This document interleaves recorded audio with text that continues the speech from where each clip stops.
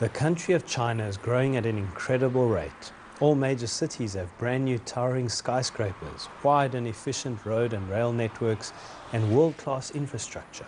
Wherever one looks, construction is underway at an unprecedented pace. Pastor Ted Wilson, president of the General Conference of Seventh-day Adventists, and other church leaders this week completed a 10-day official visit to China, seeking to strengthen ties between the global Adventist family and an estimated 400,000 Adventists in the People's Republic. The objectives of our trip to China were at least twofold. One was simply to learn and to understand the setting of that vast country and how to arrange certain activities and relationships with our Seventh-day Adventist believers there. The second large objective was to encourage our members in that great country and just bring them a sense that they are truly part of the world church in a large sense, that we all beat with that beautiful and wonderful hope of Jesus soon coming. One of the stops in the itinerary was the city of Wenzhou in southern China. The city has 9 million inhabitants and 1 million Christians. With such a high density of Christians, it is sometimes called the Jerusalem of China. It was a real thrilling experience to be able to fellowship with our Christian believers and Seventh-day Adventists there in China in our recent visit, to see the enthusiasm they have, to see the great dedication they have to telling others about the love of Jesus and sharing it. China has more than 1.3 billion people in a growing Christian community. Adventists, in many cases, worship in the same church buildings used by other Protestants. Nevertheless, Chinese Adventists keep the Sabbath and embrace the same core biblical beliefs held by members around the world.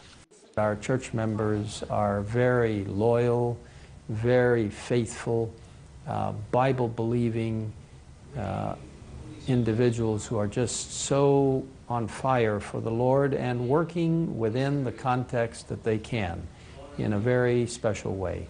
It was just marvelous to meet hundreds of those people and to be able to worship with them and bring them encouragement.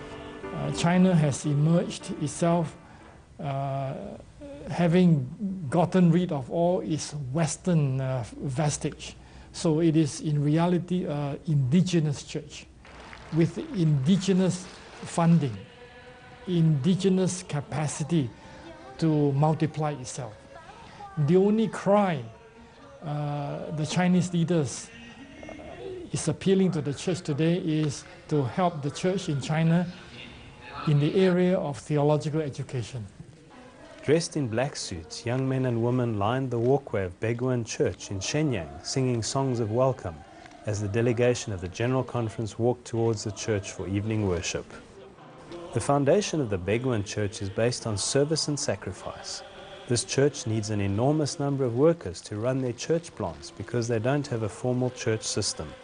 Young people are trained for 1 year and during this time are given various responsibilities by their supervisors. After 1 year, the best students are handpicked for additional theological training. Some students are also sent abroad as missionaries to various countries. Currently, there are around 100 self-supporting students. Beguan Church had a humble beginning with 20 members meeting in someone's home. Later, they shared a church in downtown Shenyang, later rented a church, and finally had enough savings to build their own 4-story building. Many members took savings that they had kept for their children's education and donated this to the church. People also gave much of their retirement savings. Today, the Beguan Church has over 3,000 members and is the mother church to a number of church plants, totaling another 7,000 members. Every morning at 5 a.m., 365 days a year, church members come to the church to pray. The winters in the north are very cold and sometimes there are not too many people, but there are always at least 100 members praying every morning. Amen. The day before, the delegation had been in the beautiful cultural city of Hangzhou, where President Wilson delivered greetings to church members at Melijo Church inside an upmarket resort development. This church also came about through sacrifice and the commitment and vision of key church members. The church elder and businessman saw an opportunity and contacted a friend who was a property developer. He told him that his beautifully designed resort had almost everything but was lacking one important element, a church. The church elder put in 25% of the funding and the developer paid the rest to build a church located in the middle of the upmarket resort. This church's membership is growing steadily as it serves the community in which it is located. When we are willing to sacrifice our time, talents and money, God will pour out His blessings and the church will grow. The churches in China can testify to this.